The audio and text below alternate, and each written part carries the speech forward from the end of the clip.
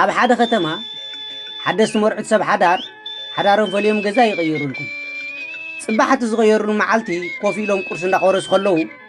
እቲ ሓዳስ መርዓታ ማዕድያ ኣብ ስግር ገዝኦም ሓንቲ ሰበይቲ ክዳውንቲ ክሰጥሕ ከላ ትዕዘብ እሞ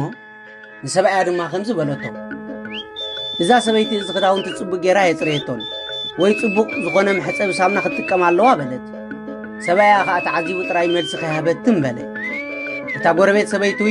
ክዳውንቲ ሓፂባ ኣብ ትሰጥሐሉ እዋን ወይ ሓዳስ መርዓት ከዓ ተመሳሳሊ ርእይቶ ካብ ምሃብ ዓዲ ወዓለትን ድሕሪ ሓደ ወርሒ ኣቢሉ ይኸውን ግን እዛ ሓዳስ መርዓት ብምግራም ናብ ሰብኣያ እንዳጠመተት እዛ ሰበይቲ ሎሚ ስባ ከመይ ጌርካ ከም ዝሕፀብ ተማሂራ እቲ ክዳውንቲ እውን ጽቡቕ ጌራ ኣጽርያቶ በለት ሰብኣያ ድማ ትቕበል ኣቢሉ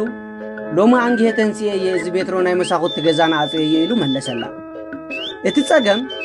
እታ ጎረቤት ሰበይቲ ነቲ ክዳውንቲ ስለ ዘይተጽርዮ ዝነበረት ዘይኮነስ እቲ ሓዳስ መርዓታ ማዕድያ ትርእየሉ ዝነበረት ቤትሮ መስኮት ናይ ገዝኦም ረሲሑ ስለ ዝነበረ እዩ ስለዚ ኣብ ህይወት ከዓ ከምኡ እዩ ናብ ካልኦት ሰባት ክንጥምት ከለና እቲ ንጥምተሉ መነጽርና ቀዲምና ከነጽር ይግባአና ንሓደ ሰብ ከምዚ እዩ እንተበልና እንታይነቱ ዘይኮንና ንገልጽ ዘለናስ እንታይነትና ኢና ንገልጽ ዘለና እሞ ኩሉ ግዜ ኣቀዲምና ነፍስና ንፈትሽ